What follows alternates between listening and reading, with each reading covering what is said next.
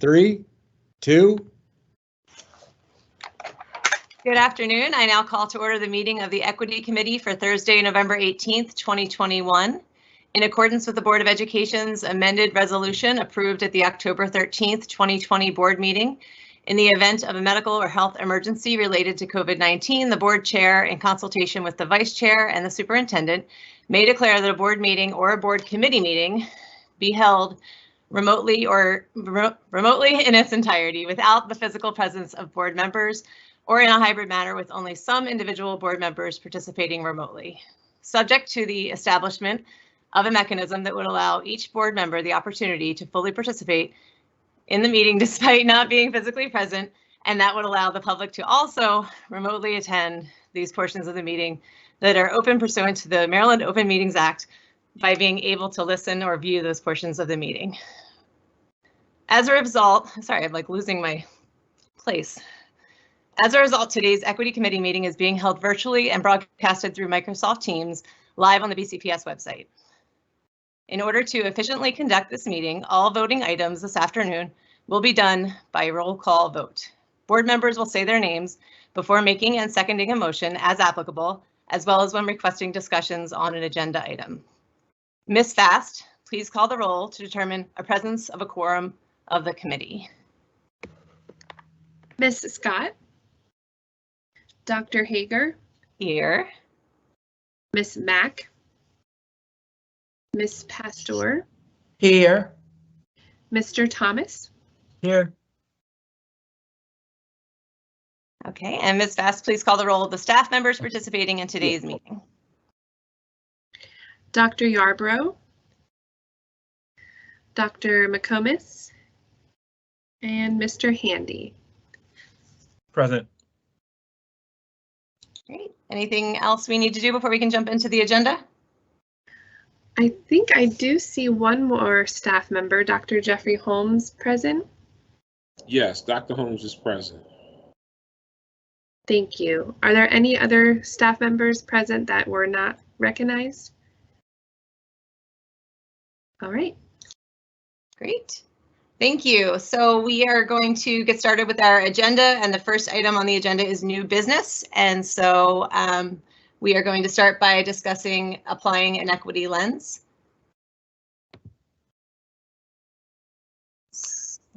Thank you, Dr. Hager. Next slide, please, Mr. Corns. So again, we've had our opening remarks from Dr. Hager. This is our agenda for this evening. So we're going to start with our applying of the equity lens, and then we'll move on to a year at a glance for the advisory council, and then wrap up with a year at a glance for the equity committee. Next slide, please, Mr. Corns. Thank you. So one of our goals as a committee is to make sure we're building our capacity around applying the equity lens to matters of policy and matters of budget. So, of course, as board members, this is something you all do on a regular basis. In this committee, what we want to do is, again, focus on building capacity through a little practice, if you will. So this evening, we're going to look at it's actually a simulation, if you will, or it's a fictitious school called Dayton High School, located in West Dayton, Ohio.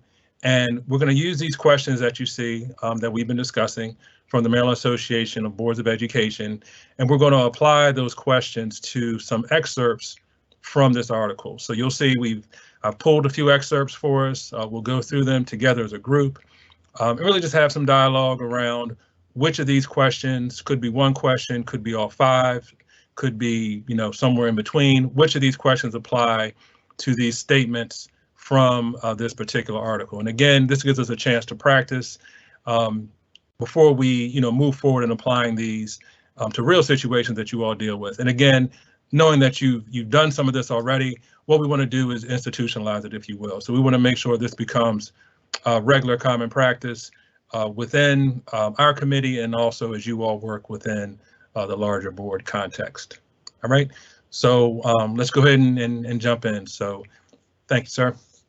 All right, so what we're going to do is start with a little information about our setting, if you will. So we're talking about Dayton, Ohio, and we'll start with some statements around Dayton, and then we'll start to narrow in a little bit more so on the actual high school. So first statement, between 2000 and 2010, the general population of Dayton decreased by nearly 15%, yet the foreign-born population increased by more than 50%, making Dayton with the largest percentage increase in its foreign-born population arriving since 2000. So considering that statement, referring back to those MABE questions, are there any of those questions that you believe apply to this statement? So if we want to apply an equity lens to what's happening here, which questions would allow us or help us to do so?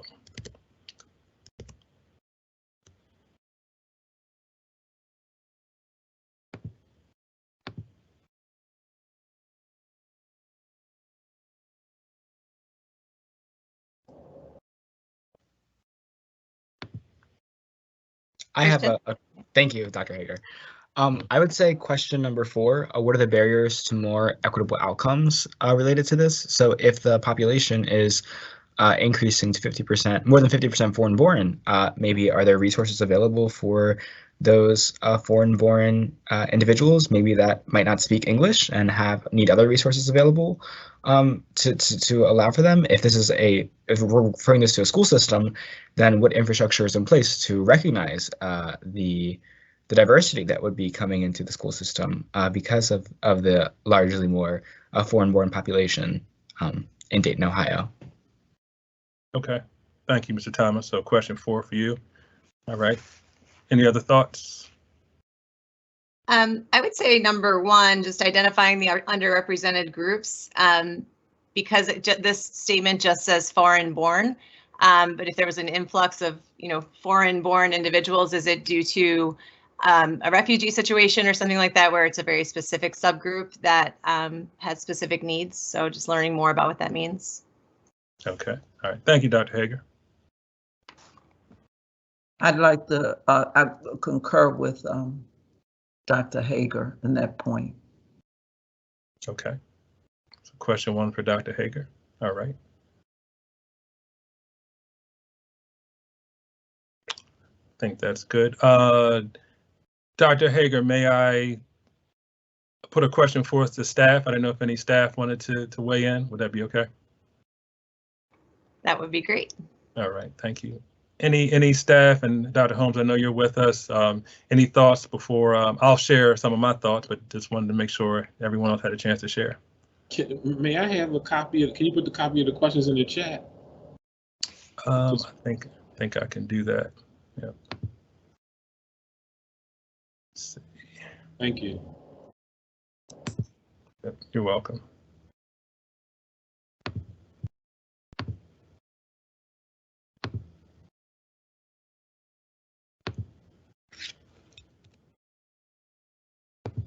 All right. I think I put them there. Mr. Thomas, I see you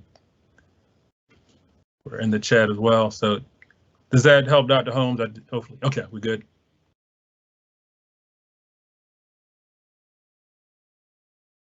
Yes, that helps. Okay.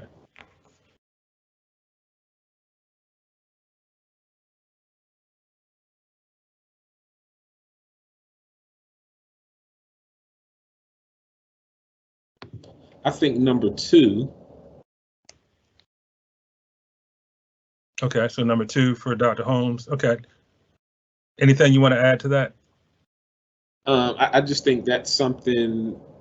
I think that's something that we would need to definitely look at as we make decisions for the school district, that we don't have any unintended consequences as a result of decisions that we're making. Okay. Gotcha. Okay. Thank you all for your input. I think that's everyone. Okay. Do we want to, let's take a look at see what Mr. Handy had to say.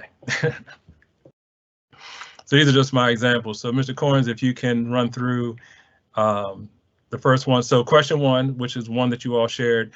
Dr. Hager, I believe you mentioned this one. So who are the underrepresented groups? So again, the way it's stated here, you don't know if, even though you have this influx of foreign-born population, that group might still be underrepresented in the overall.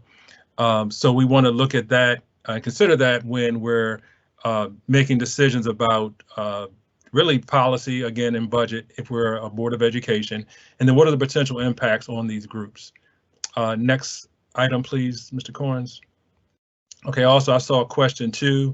So if we look at the current action, which is its influx of foreign-born population, will it worsen existing disparities or produce other unintended consequences? So at this point, we don't necessarily know what the disparities are around immigrant population or perhaps English learner population. But again, with the information we have been given, is something we want to keep in mind. And then next item, please, Mr. Corns. And I had question 3. Have you intentionally involved stakeholders who are also members of the communities affected by this action in this case? And then can we validate our assessment in 1 and 2, considering the stakeholder action? So this is speaking specifically to making sure we're including our foreign-born population in our decision-making process. So if they're going to be affected, there needs to be a voice at the table when we're making decisions. Now, Mr. Thomas, I know you started us off and you mentioned question 4. I'm glad you went there because you went straight to recognizing there could be barriers in place. We need to have equitable outcomes, and you identify that as well. The exercise we just went through, I really appreciate, because you can see how with our multiple perspectives, we were all using a common tool, and then based on our own perspectives, we went to this nice set of questions. It's not, some long drawn out list, but with these 5 questions, we were able to key in and look at these scenarios and use this to help guide our discussion. So that's an example of how we can use this. So if you all will, bear with me. I do have a few other examples, a few other statements, and I'd like us just to go through the same exercise if everyone's okay with that. So we good to move forward? Any questions before we go? All right, Dr. Hager's giving me the okay, so we'll move forward. Thank you. All right, next slide, please, Mr. Corns. All right, next statement. Still talking about Dayton as a community. Since redlining occurred, the Miami River has historically served as a natural separation between races, economic status levels, and access to opportunities. So thoughts on this one?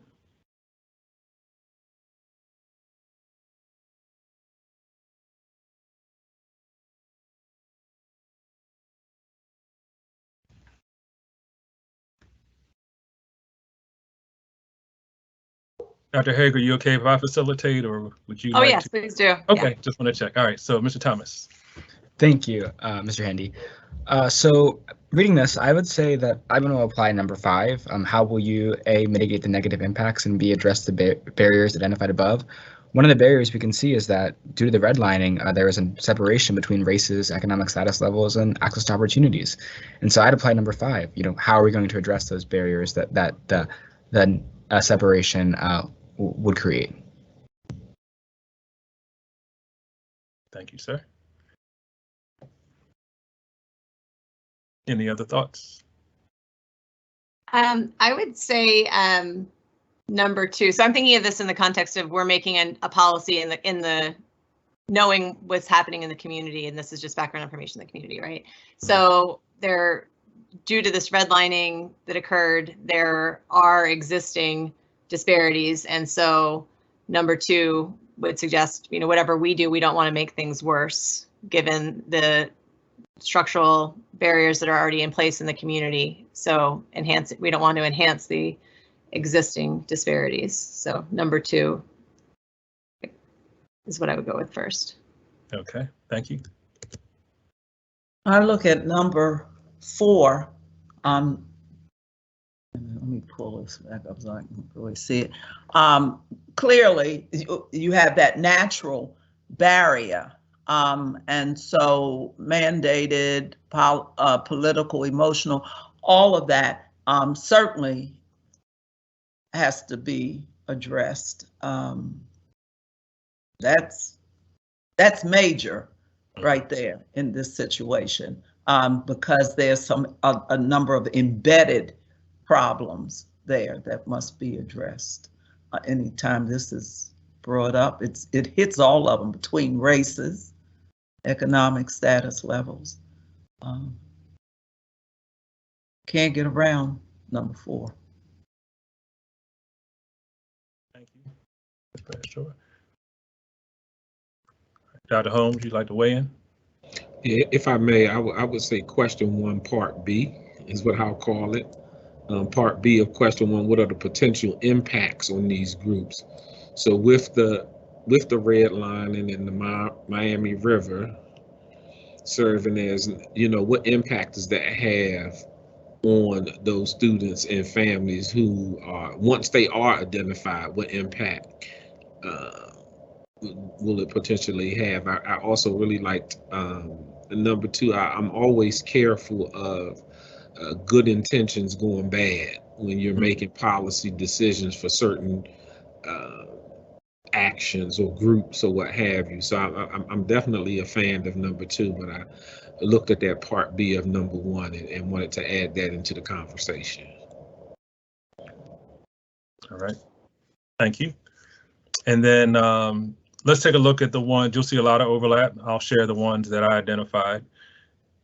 So Mr. Corns, please. All right, so I said 1, and Dr. Holmes, I know you specified part B of 1. But again, we don't know the representation at this point. This could be the majority of our school system, or it could be, maybe a underrepresented component or group in the school system. But 1 resonated for me. Next one, please, Mr. Corns. And I mentioned 3, another one we talked about. Again, having that voice at the table. And then next one, please.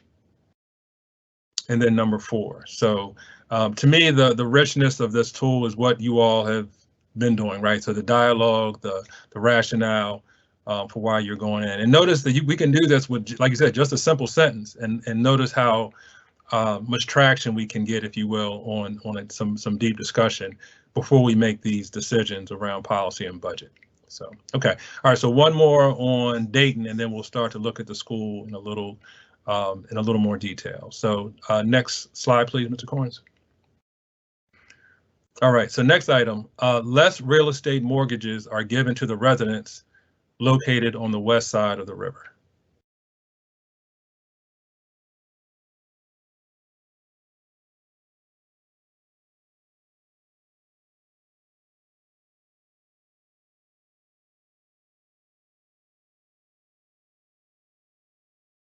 All right, Mr. Thomas. Thank you, Mr. Andy. I'd start off with the first question, going back to what I believe Mr. Holmes was saying, or Dr. Holmes, sorry, or Mr. Holmes, I'm not sure. But Dr. Holmes was good, yeah. Dr. Holmes, thank you, Dr. Holmes, thank you. So the second part of that, what are the potential impacts on these groups? What are the potential impacts on the residents of the west side of the river, since there are less real estate mortgages? Maybe. Less real estate mortgages. I don't really know what that. I know what a real estate mortgage. I'm still trying to. Less real estate mortgages.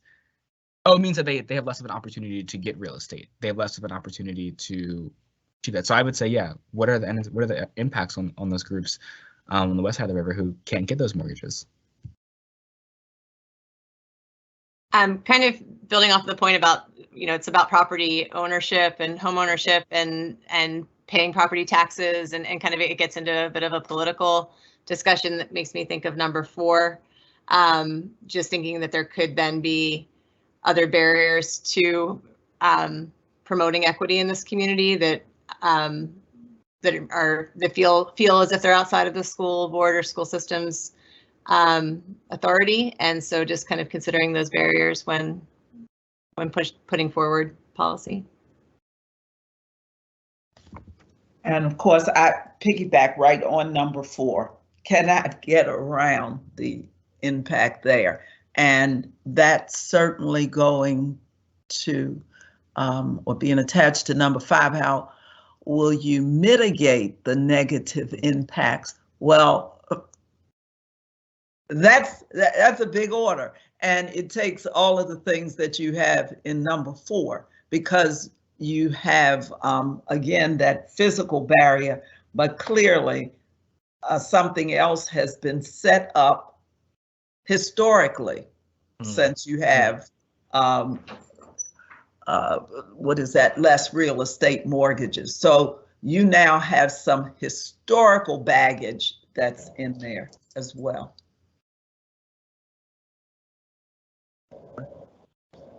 Thank you all. And Dr. Holmes? Number 3, how have we intentionally involved stakeholders who are also members of the communities affected by this policy or decision? Are we including or excluding those individuals? This topic raises some emotion for me because of my experiences and growing up in Prince George's County. So, and being being a student of court-ordered busing. So definitely this conversation just kind of, that's why I try to maintain or pace my passion around this topic because this is a lived experience. Thank you for sharing that.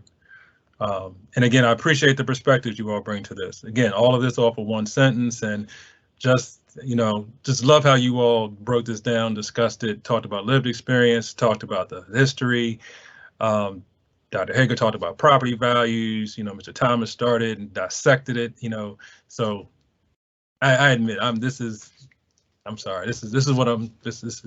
passion to bring that equity lens. All right, so Mr. Corns, if you will, please, sir.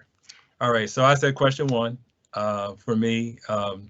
Again, what's the impacts on these groups? If we know that we have groups that have been affected by the lack of property ownership, what are the impacts on these groups when we make decisions? Again, you all have discussed a lot of the points that I went through as I read through this document. Next, please, Mr. Corns. All right, number 2 for me, again, are there existing disparities and, or unintended consequences that we have to consider? And next, please. And then question 3 for me. So again, I believe you all had brought all these into the fold as well. All right, so we looked at the community at large. We're going to go into the schoolhouse now and see what's happening in there. So next slide, please.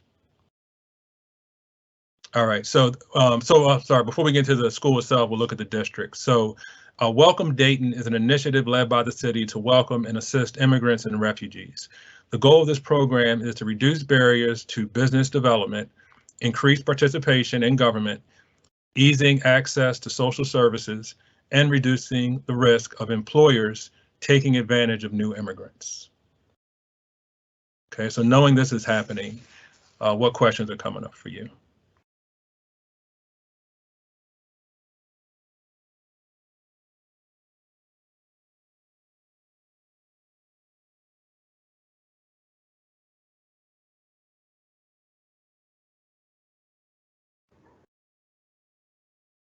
Christian has his hand up.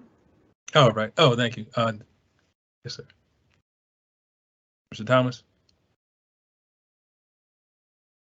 Thank you. I would say number 4, what are the barriers to more equitable outcomes could be one that I would apply here, because we're talking about the increased participation in government, easing access to social services, reducing the risk of employers. So I think that kind of number 4 has to be applied to all of those different things, and to see how each of those things are equitable and do provide opportunities for the large amount of immigrants and refugees in the Dayton School District. So I think number 4 is one of them, but several can be applied. Thank you.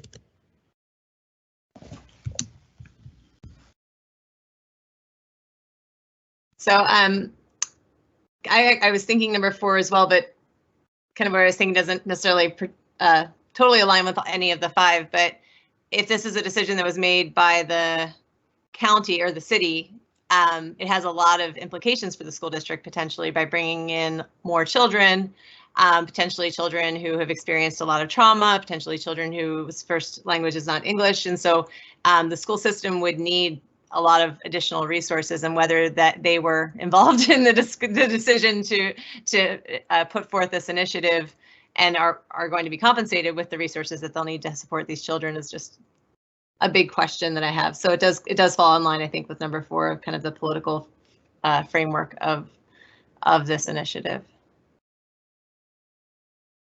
Thank you. Well, still on number 4. I guess I'm stuck there, but just beyond the political, just the emotional gravity when you talk about that, and Dr. Hager just pointed out, what are the other resources, who are the other people that are going to be a part of this, to not just give a roadmap, if you will, but actually helping folks through their own trauma, their personal and emotional trauma, as they are faring and navigating in a new place. And just that question of and reducing the risk of employers taking advantage of new immigrants without those supports. What is going to do it? There's no magic bullet that says, okay, you have finished, welcome Dayton, and you're now healed. And we have something across your forehead, and employers will know not to mess with you. So no, it's not just getting up to that point, but it's what happens afterwards. So number 4 addresses some things that are really ongoing, constant, even beyond a particular program, just as is the case when folks go to school. What happens to them after they come out of a program? What happens when they come out of ESOL, et cetera? Mm. Thank you. I would just simply add number 3. When we developed the program or the initiative Welcome Dayton, did we speak with those individuals who are going to be impacted, benefit, or whatever? I mean, are these the pressing needs of them at that moment? Can you all help us prioritize those needs? First, identify what they see as a need to support them, and then help listen to their voice and how we prioritize and roll out that support. All right, thank you. All right, so Mr. Corns, please, if you can. So the one I put for this is question 5, and I'm thinking about what you all just shared with your perspectives. I was looking at question 5, specifically B. How will we address the barriers identified above? And I think Dr. Hager started the discussion on, this is something the city put in place, right? So this is not necessarily a school system initiative, but we know that the city has already identified barriers, and it's spelled out right there, and they're looking to remove them. So you all discussed this. I know Ms. Pastor mentioned this, right? So you have families affected by this, and then our graduates are affected by this. So I guess the question that came from me, what are we as a school system doing to address these barriers that have been identified? So that's the one that resonated with me as I read this. But again, and I think Mr. Thomas might have mentioned it, multiple questions can come into play. So again, I appreciate the dialogue, and Mr. Handy. Yes. I'm sorry. I just wanted to come back on something that you just said. That's a part of the fact here, that the city did it and not the school system. But we know that if your government body is not integrally involved, particularly in something like this, and not processing that whole educational the system as a whole, then you're going to see that as a major problem, which is why our elected officials during election years always talk about their commitment to education. And then we don't hear it until the next cycle. So when the city puts it in, I would hope that the city is going to process the impact on the children in the schools, because it's going to change the paradigm in the schools as well as the communities. Just wanted to throw that in, that a city doesn't do anything like this or anything close to this without impacting the school system, even if they never mention the system per se. Can I just add, I just want to jump in on Ms. Pastor and Dr. Hager's point. When you talk about a school system, this particular initiative has to start with literacy. If I can't read or speak the language, that's a huge barrier to all of these things. And so we definitely, again, listening to the voice of the individual, say, yes, I want to have my own business, but I mean, I could still be taken advantage of if I don't know how to read in English, if I don't know how to write in English. And, you know, I'm still going to need an interpreter to support me with access to social services and things of the sort. Absolutely. Thank you all. So next we're going to let's look inside the high school itself. So notice this is our background information on the city, the district, and then we look at the high schools. We're getting a little closer. So still in the background information. So this is about Dayton High School. The community surrounding the school is deprived of stores, community centers, and supermarkets, and has been labeled as a food desert, which means that people residing near the school have to walk, drive, or take the bus for over 3 miles before finding a supermarket.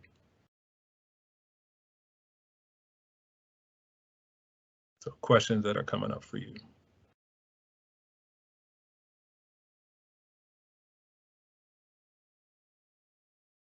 Mr. Thomas.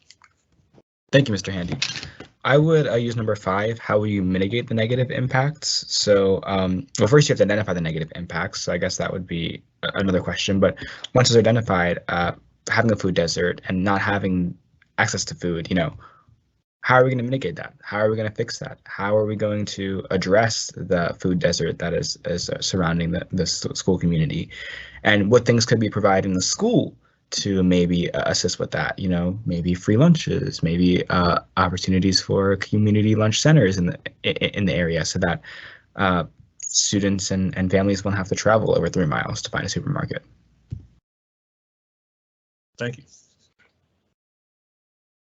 I feel like this is cheating a little bit because I have a research project going on right now that's almost this exact question. So I feel like it's been set up. But number 2 for me is really what I would focus on, which would be the unintended consequences given the community infrastructure. So if there was a policy that was put into place, would it worsen existing disparities or lead to unintended consequences? And kind of on the flip side, we try to think about policies that would reduce disparities and kind of on the positive side, but certainly ensuring that you're not making things worse. Thank you.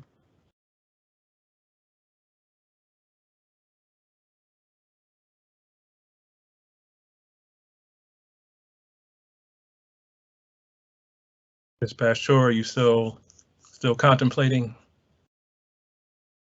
Oh, absolutely not. This requires every one of those pieces. They are, who have we spoken to them? Are they part of any discussion? I mean, we can go 1, 2, 3, 4, 5, and understanding that at the end of the day, it is going to come back to the economics and the politics, and these people are going to have to navigate this while they are trying to put their lives back together. It's a heavy lift, but it's touching on all of them. So yeah, wasn't a whole lot of thinking I had to do about that one. Thank you. Dr. Holmes, any thoughts? Yes, I agree with Mr. Thomas in number 5, and how do we mitigate the barriers that currently exist or the negative impacts that have been identified. And quite honestly, if you're in a food desert, you probably have a major issue with being close to healthcare as well. Healthcare will definitely be a major issue. I mean, they only listed food and depravity of stores and community centers, but where there is a food desert, you can best believe that there's some healthcare concerns, and trying to get there can be challenging. Thank you all. So I really appreciate where the discussion went. I had the same thoughts I think that Mr. Thomas had. You know, just going right to it, right? So what's a barrier for more equitable outcomes? We know that, you know, students aren't going to be able to learn if they're hungry, you know, just that simple basic need for nourishment. And then the discussion got more layered, ended up with Dr. Holmes talking about, other aspects of, being in a food desert, health implications. And again, really appreciate the discussion. And Dr. Hager, you mentioned this is something that you're actually, looking at, right? When you're not here with us as a board member. So it's a real situation. Ms. Pastor talked about, the whole list. So really appreciate, again, that dialogue and dissecting this situation. I do want to recognize our Madam Chair is with us. She did alert us in the chat. So Ms. Scott, if you have any comments, please do share. If not, I'll move on to the next item, but also didn't want to move forward without, giving it back to you as far as leading our discussion or our session this evening.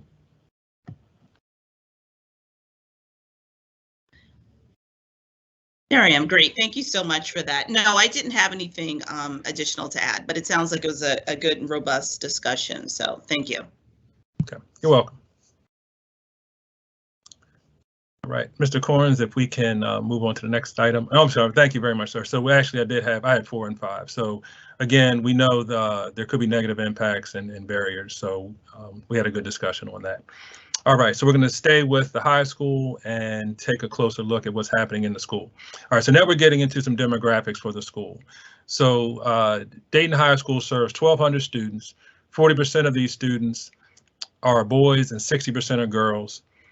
And 60% are girls. Of the 160 boys, 30% are white and 70% are black. And out of the 240 girls, 32% are white and 68% are black.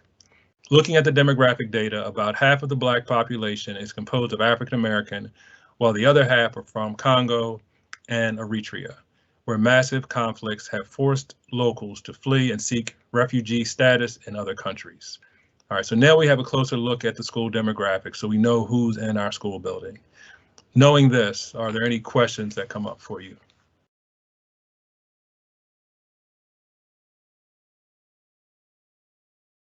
I would say for me, knowing this, I would think in regards to equity, it's not a one-size-fits-all approach. So considering that we have students who are from different backgrounds, 2 areas where there have been massive conflicts, how might that be manifesting itself at school?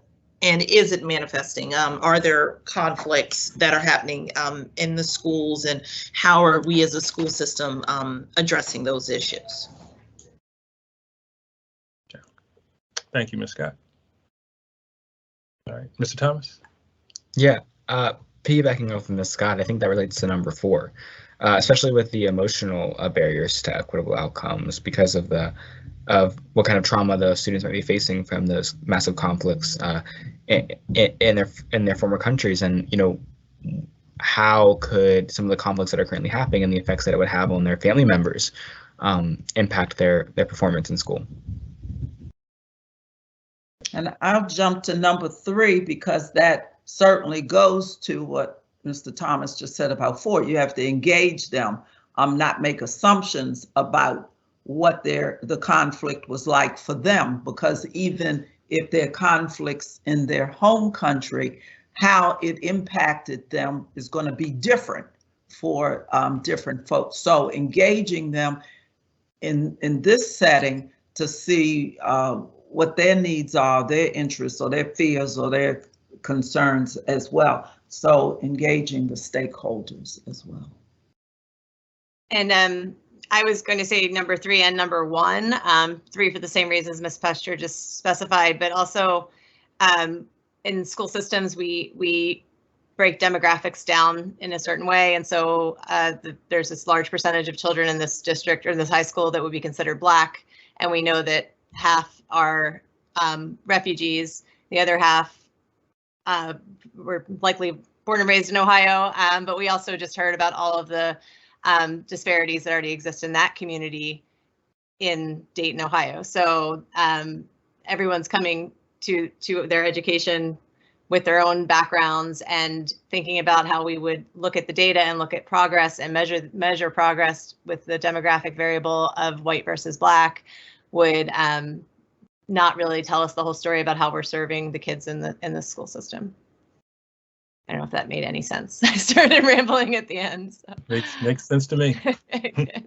And even with that emotional piece, as Dr. Hager was pointing out, even with that emotional piece and them and engaging them as well, those questions, engaging them, remembering that just because they are people of color doesn't mean that they will automatically come in and fit with the African American students in the school or in the community. So they have what they had to endure in their other country, now dealing with just acclimating just in terms of environment, but also trying to develop a whole new social norm with people with whom they had not had previous contact, with those who did not look like them, the Blacks or the Africans, made the assumption automatically because they look alike that they are going to have the same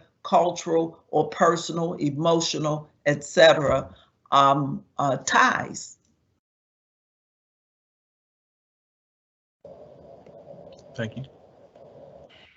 I'm going to say one thing that will be front of mind for me with any practices or decisions that are made is number 2, to ensure that we are not worsening disparities, and there aren't any unintended consequences because we have stereotyped or we have made the assumption that because you are a person of color, that you are an African American. So therefore, some decisions that we are making are really addressing the needs of African Americans, but we also have to make certain that those individuals who are students of color, that we're not doing something to negatively impact them or disregard their needs or their culture. Thank you. And Mr. Corns, please, if you could advance. So you all spoke, first of all, again, the layers that you all peeled back in the discussion, the data analysis, again, how something is, a demographic statement, something that, without us digging in, we might actually miss some of these important aspects that you brought up. To me, that's the power of the process we're going through. What came up for me right away is knowing we have our different student groups. Have we solicited input from these student groups as we make decisions? So that's the one that really came up for me as I went through the statement. All right. So a few more before we move on. So Mr. Corns, next slide, please. All right. So last one on the background of the school, and then we'll have a couple on the school specifically. So now we're looking at our faculty and staff. So teachers are almost equally represented in terms of gender. However, 90% of the teachers and administrative staff are white. One janitor is Black and the other is Hispanic.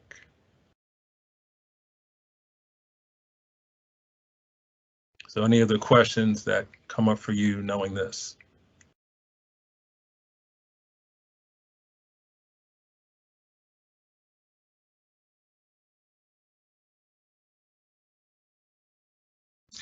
I could say, this is Makita Scott, I could say probably number 4 for me.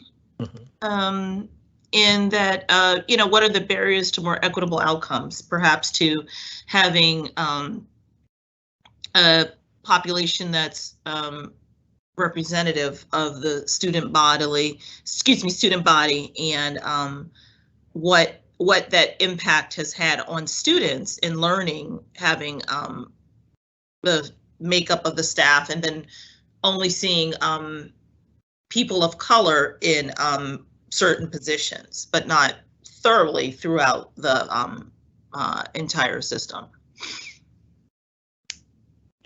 Thank you, Ms. Scott. Mr. Thomas? Thank you. I'd say number 2, and I'd say does this practice worsen existing disparities or produce other unintended consequences? Because the practice of having so many teachers not reflective of the population of students, I mean, what kind of unintended consequences will that have on students who don't see themselves reflected in their teachers, whose teachers might not be able to be, as we discussed in the committee meeting, culturally responsive, because there might not be a voice that's talking about the importance of cultural responsiveness and relating back to these students that are attending the school. So I would say number 2, because maybe the narrative for the students isn't reflected or talked about in the same way as it should be with the staff members. Thank you.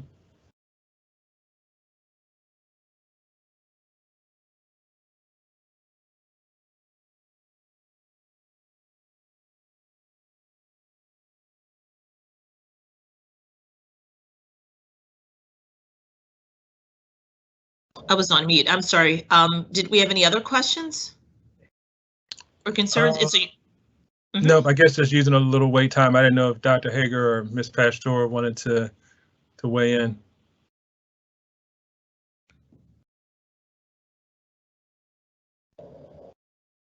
And then looks I like think we can move along. Okay. Dr. Holmes, did you have anything?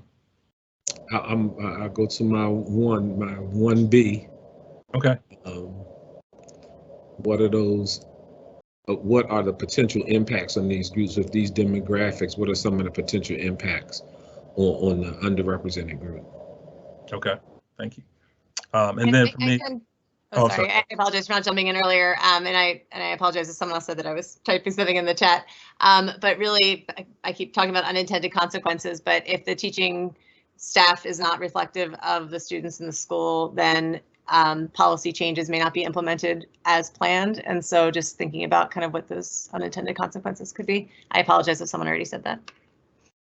Okay. No, thank you. And then Mr. Corns, if you would please. All right, so for me, and I believe Mr. Thomas mentioned this one again, we had dialogue around the same concept of, representation. We knew what the student population was. We look at the representation of teachers, we see a mismatch. And so for me, right, is there an unintended consequence that comes from this mismatch in as far as our student population and our teachers? So just looking at the time, there was a few other slides on this. I think, we've got some good practice, I believe, to move us forward. Ms. Scott, I know we have some other items on the agenda, and I'm thinking we need to wrap up maybe sooner than later. Shall we move forward in our agenda, maybe to our year at a glance? Sorry, I was on mute. Yes, I think that would be appropriate. Okay, thank you very much. So, Mr. Corns, we'll advance. I know we have, I think, 2 more slides. Let's just advance through these, please, sir. Yep, if you can get us to year at a glance.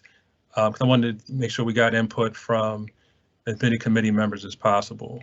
Mr. Handy, can I ask a question about, I think this exercise has been really helpful in kind of a more of a practice approach to using this lens or this tool. As we approach the budget season, is the school system using this tool as they compile the budget, and then is the expectation for each board member to use the lens as we approach it ourselves? Ms. Scott, do you think there will be an opportunity for us to do anything together around this? I'm just trying to think of how to best put it into practice this year. Yeah, certainly. I think that was a good point, that the system should be using this as a tool when examining the budget. And then I think that it's something that we can share with the full board as we do approach the budget, so that we are looking at it with an equitable lens. We can share the slide that Mr. Handy just posted, and also I think there are some hard copies of this as well. I thought that were passed out, but that's something we could pass out to board members so they could have a copy. I think that would be very useful. Thank you, Dr. Hager, for that.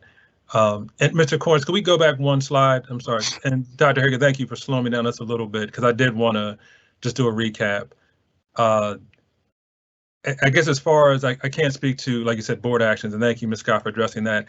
I would like, it helps me if you all are using this as a board member, as the staff liaison. I would love to take this to staff and say, just like our board is using this to make decisions, I'd like to see us institutionalize this as we make decisions as staff. So for you all to take those steps and actions, it certainly would be very appreciative from my point of view.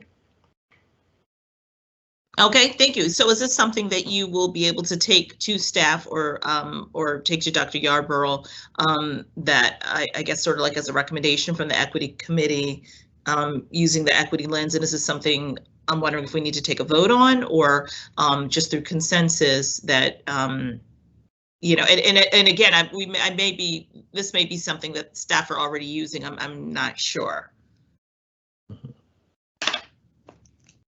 Dr. Yarborough, would you like me to answer, or I'll defer to you? Sure. Good afternoon, everyone. Mr. Handy is correct in terms of we would really like to permeate this tool across the system.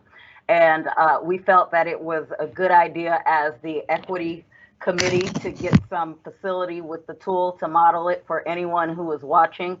But at the same time, we want to be able to take it through our internal processes so that as we are creating protocols and processes across individual buildings as well as throughout the system, that we're using the same lens so that we can consider the unintended consequences and how are we actualizing equity in action in everything that we do.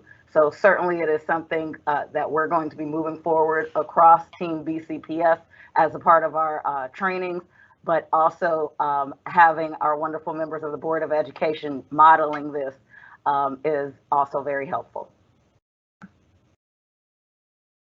Okay, thank you. So then I think that's something then that we can then share with the full board. I guess, Mr. Handy, if you would email that to us, and then we can make sure that all of the board members have that. Okay. Certainly, Ms. Scott, I can do that. And then you mentioned an actual manipulative, if you will, or the physical card. It is designed to be a card. If you like, I can work with copy and print services to furnish you all those cards if you would like me to do so. That would be great, yes. Right. And I just don't want to speak. Do I have consensus from the committee? Does everybody think that's a good idea? I think it's a great idea. And I Sounds think awesome. the card is a wonderful one because we can have that card with us wherever we go, whatever committee meeting, and don't have to pull up anything. Okay. Great. I agree. Okay, Thank I'll you. make sure you have those. You're welcome. Thank you very much. And again, so that's one way to make sure you have it with you at all times, Mr. Thomas. Thank you. So you'll have that and your physical card, so you'll be covered twice. All right, and then again, the full research article, scholarly article, it is in the October board docs. So, but thank you all for your engagement this evening. So, Mr. Corns, if we can move to our next slide. All right, so we have our Equity Advisory Council. We did say that we would meet January, March, and May. The time 6 to 7:30, I believe, is what we agreed on. What I'm looking for from the committee is, and we said we would stay virtual. Just wanted to get some specific dates from you all and also some topics. And again, if we want to start the discussion here, Ms. Scott, if you'd like, I can also, of course, follow up outside of this time to get that information, but I wanted to make sure we started considering these items. Thank you. So basically what we're looking at for today is the dates of our Equity Advisory Council meetings. Mm-hmm. Okay, so January, March, and May. My only thing is just staying away from board meetings, because I know we have several board meetings. We have a lot of committee meetings. Yep. If we could, as much as possible, I think the evening times work best, but as much as possible, staying away from those particular dates as you all do the planning of the dates. Okay. And sorry, did anyone else want to weigh in? Yes, Ms. Scott, I would like to. I did. Okay. Okay, so it looks like it's Mr. Thomas and then Ms. Pastor. Yes, I think the best way to avoid some of those meeting dates and a lot of our things would be maybe the first week of each month, like our first one of month is in November. Those are pretty consistent in not having board meetings, since our committee meetings are usually in the third week of the month, with the exception of our legislative committee, Ms. Pastor. And so maybe I think the first week of each month could be great. Also, and then when we get to the topics session, I'd love to share some topics ideas. Thank you. Ms. Pastor? Okay, this is, I see the meeting months and the time, all that's fine. Are we going to discuss what the council really is going to look like, where we're going with it, whether we're always going to be responsible for it and it being like another committee meeting, or whether it's going to follow the process of some of the other advisory groups where they pick their leader, they have their meetings and work with staff. I'm just wondering what the committee is envisioning in terms of that. Because for me, that's important. I know the first year, we do have to sort of walk them through it. I just need to have a sense of where they're going and we're going with them. Especially if this is going to be another meeting, another evening. Thank you. Yeah, and thank you for bringing that up, Ms. Pastor. I think, I know that we are up on our time, but I think that this could be a place where we could discuss that. I did envision it going in that direction. And where it would be leadership and they would advise us. I just know that because it's starting, it's very new, that we are kind of having to shepherd it through. And that's kind of what we're working out here right now. But I think that we should probably have at another meeting, maybe just actually discussing that, what you just said. So we can give it the time and the reflection and everything that I feel that discussion would deserve. I appreciate that. Thank you. Mm-hmm. All right. Any other questions from anyone as regards to dates or anything? I was just looking at the schedule. So January, we have all of our budget meetings as well. So it's just a really busy meeting month. But I thought the intention as we were wrapping up the meeting last time with the advisory council was to get feedback on budget priorities. So I liked Mr. Thomas's idea of shooting for an earlier in January time potentially. It looks like we have board meetings on the 11th and the 25th and a budget work session on the 18th. But I mean, I've only done this one time before, and there were other sessions added in between before. So, you know, again, earlier to me would be a good thing as well. I agree with that, considering the budget and everything coming up, and so that we can make sure that the council has ample time to review everything and get back and meet. That wouldn't be a problem. Ms. Scott? Yes.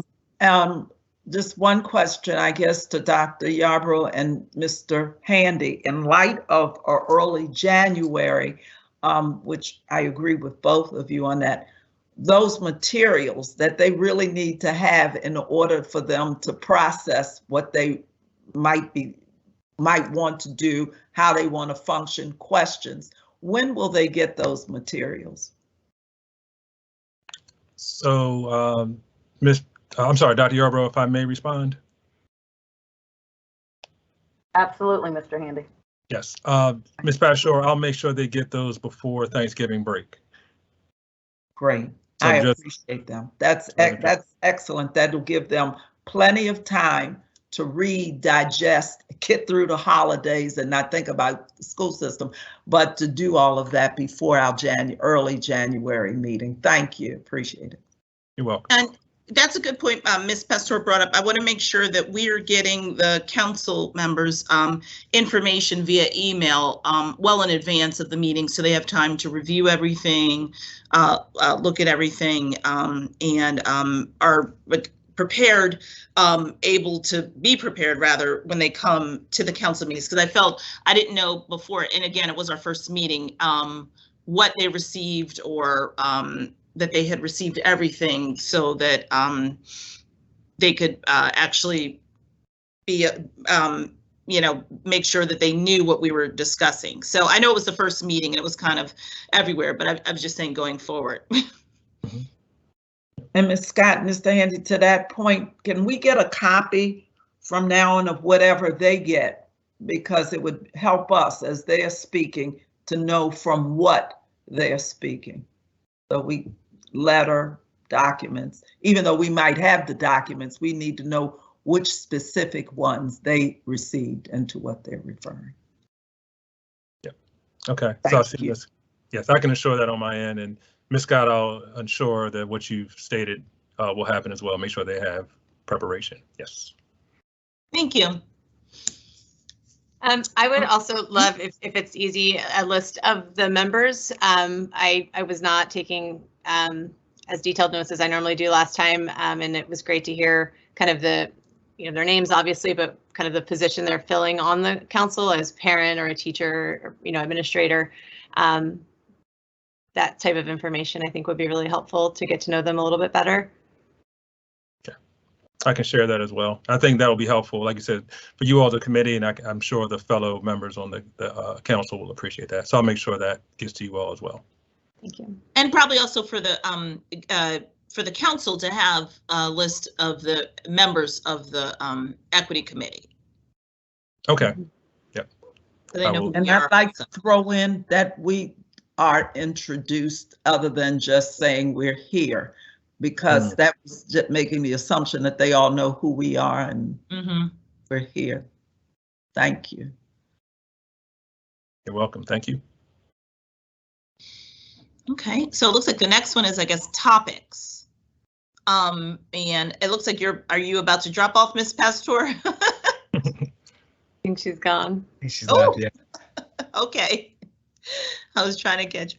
But yeah, topics for our council meetings. And again, the first one is because it is the budget is coming up. I mean, I think that would be first and foremost, in my opinion, so that we're making sure that we have, because it was such a diverse and robust group. I think I was very happy with everyone that was on, but making sure that we have their input as we move forward with the budget process.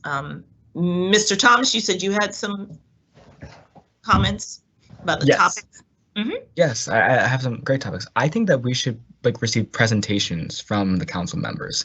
I mean, we're comprised of such a robust group. There was two LGBTQ plus representatives, there are principals, there are teachers, there are students. And if maybe those groups of people, like the principals, could come together for a presentation on one type of topic, maybe retention of POC teachers, or if we have students come together and talk about inclusivity in curriculum and the equity and relates to that, I think that would be a really great way for us to hear from the council. And I don't want us to present to the council and then have the council respond. Like, I really want them to take ownership of the council, and that's a word that Ms. Pastor used, and be able to present to us what their feelings are, what they would like to see. So I'd really love to see some, maybe not super formal, but just organized presentations where the council can get together behind a specific unique cause. And when it comes to the budget, maybe say okay, let's do an hour and a half. We could have 30-minute presentations regarding the budget, regarding a specific issue with the budget that goes in detail from what the council members want. That's something that I'd like to see with topics, and I think that we should leave it to the autonomy of the council to determine what the topics for March and May should be, because I think they should be able to drive maybe some of the topics that we're focusing on our committee end. So those are my thoughts.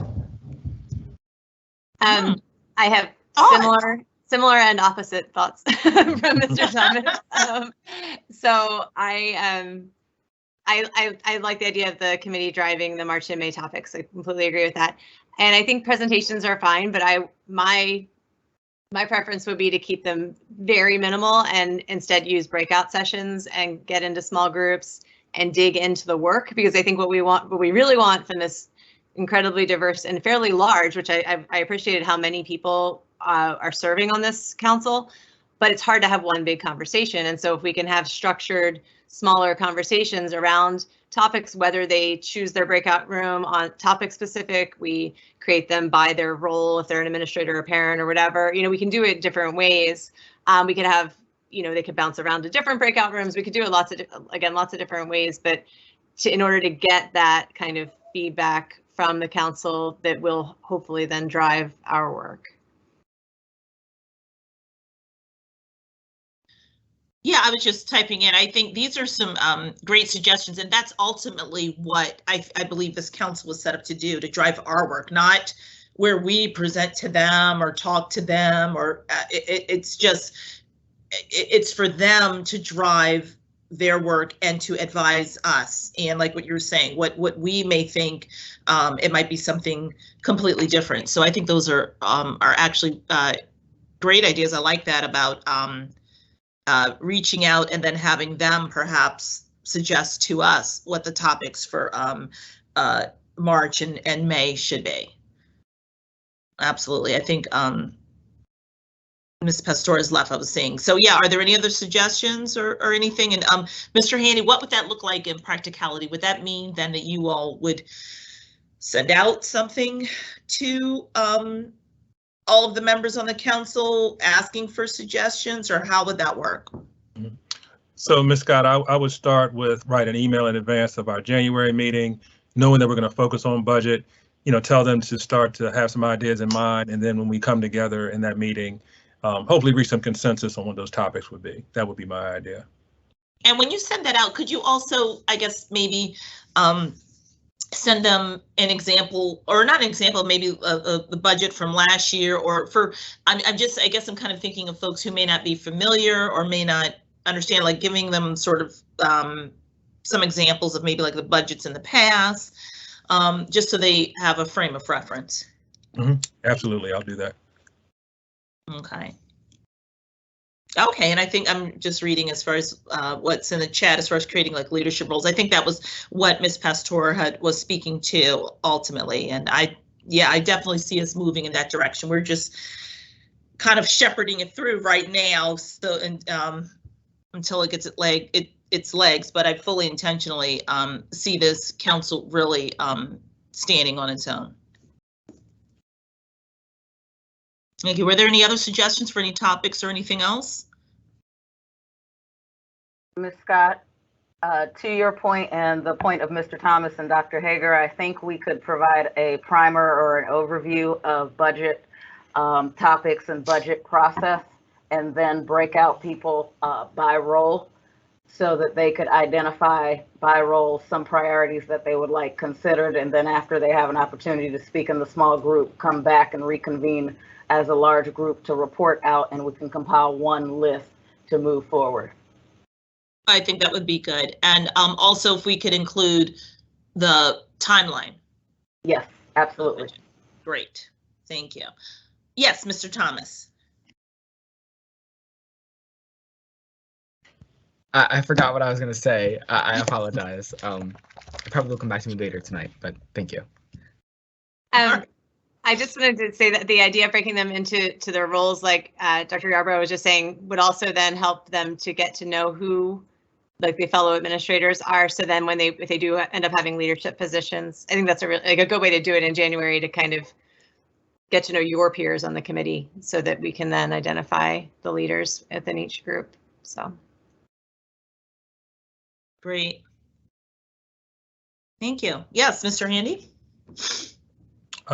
Nope, I'm just taking it all in. I'll make sure I respond to all that. Thank you, Ms. Scott. Okay. All right. Well, I think that's I didn't have anything additional to add for the Equity Council, Advisory Council at a glance, but I do. I think it was a good first meeting, and I think that we are off to a good start rather. Okay. Oh, Mr. Thomas, you remembered your question? Yes, thank you. I think it would be incredible also if we could have some more intimate conversations with some of the Equity Council members, and not always having the large groups. I like the idea of doing the breakout groups, but maybe if we do establish those leadership positions, thinking out loud, those leaders could then maybe attend some of our Equity Committee meetings and maybe provide some type of report or some more dialogue between the Equity Committee and the Equity Council, besides just those bi-monthly meetings. That's just a thought. Doesn't really relate to topics, but I wanted to share that. Thank you. Yeah, thank you. Okay, so that's the council, which, like I said, I think we're off to a good start. And next, let's see if we have time. We were to have a discussion examining a year at a glance in regards to the Equity Committee. Were there any questions about that, or I have a comment. about the equity committee? Yes. Yes. Okay. So there are a few topics that I think could be great for us to focus on. One of them could be the offering of AP courses and kind of taking what we're talking about on the full board about the college and career readiness things like the IB programs, magnet programs, and AP courses, and bringing them into the equity committee for further discussion and a more in-depth conversation, so we can maybe discuss some of those disparities or inequities there. I'd also like us to focus on our ESOL students. There was a conversation that I had at my town hall last night where a student brought forward that since they're in ESOL, they haven't had the same access to GT classes and to AP classes. And so maybe how we're expanding our ESOL students to be able to have those opportunities. Another one is extracurricular activities, including sports, clubs, and activities across the county to see, which schools are offering a lot of activities, why are they offering a lot of activities, how are they offering a lot of activities, and which schools aren't offering many activities, and how is that negatively impacting our students. And the last thing is just exposure to college readiness programs and SAT prep in our different schools and other things, as well as maybe the inaccess to certain things because of financial burdens like AP exams. There's a lot, but I had them all written out for some ideas for this committee, and Mr. Handy, I hope maybe we're able to take some notes on those. Yeah, I think that I was taking notes. I think those are very important. And yes, it looks like we went to the next slide. So it looks like a magnet program enrollment, virtual learning program for December. I would also ask, I didn't know if members of the committee had a chance to read the equity audit that was done last year. It is still relevant and it is on our website. It's the one that I've referenced in the council and when we had our council meeting, but it speaks to some of what you had mentioned, Mr. Thomas, as far as our ESOL population, our students, and also as far as gifted and talented and various coursework. So I think it is something important that we as members of the committee should at least just have an awareness of. I mean, there is on the first page, it kind of just goes over it. But I think that it's also important to look at, I will be looking forward to hearing more in depth about our magnet enrollment program and how that is set up and what it is set up, how often it is reviewed, and things of that nature. Dr. Hager, did you have any suggestions? No, I know we made a list a while ago. So I think these are great for the next couple of meetings for sure. And the ones that Mr. Thomas said were great too. Great. Okay. Thank you for that. All right. Was there any Mr. Handy or Dr. Yarborough?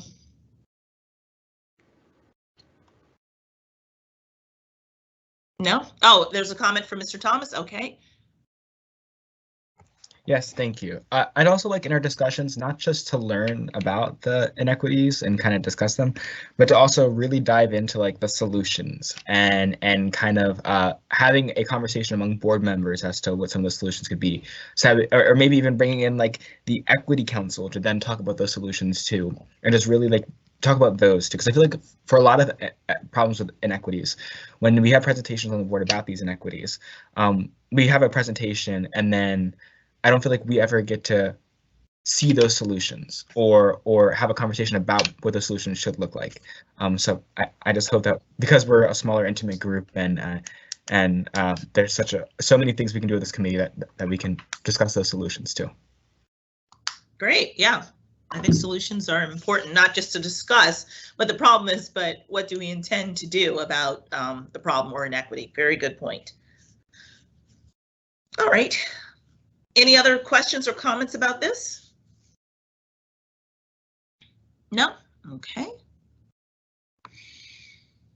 All right. So I didn't have any. Oh, I'm sorry, I didn't have any, but I don't know if Dr. Yarborough was offering some comment, but I'm I'm all set. And just to ensure everyone, I'll make sure, I do take notes often in the meetings, but also reference recordings to make sure I capture everything. So just wanted to make sure committee was aware of that.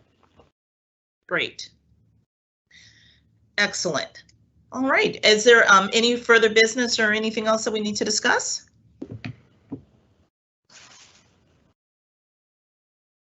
Okay.